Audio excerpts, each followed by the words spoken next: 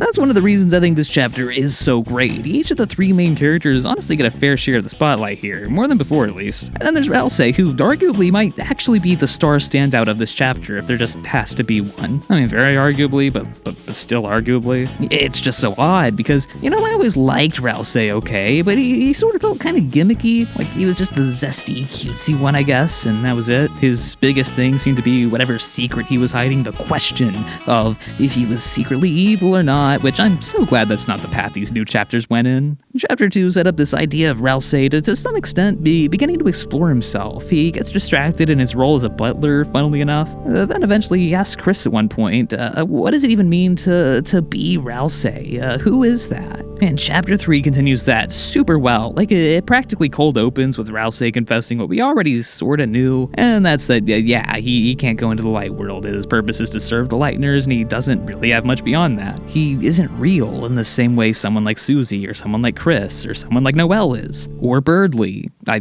don't know why I'm being specific about him, but I am. But throughout the chapter, Ralsei really starts enjoying things for himself. He gets lost playing RPGs, where he sorta starts off just following Chris around, but with Susie's influence, who's been consistently defying the player's will since chapter 1, he's eventually placed in the role of the player, making all the decisions himself, doing things, having fun himself. He starts forming his own opinions, and in chapter 4, he eventually ends up actually trying his own cooking since he's never done anything for himself before. Everything he ever did was for the Lightners, and he still keeps that up. He still tries to keep Susie from discovering this apparently horrible truth about the prophecy that we still don't know because the dog is evil incarnate, I swear to God. Ralsei still tries to make the Dark Worlds this fun little escape for her and Chris, but sort of fails because of how serious and grim and filled with tension everything's become.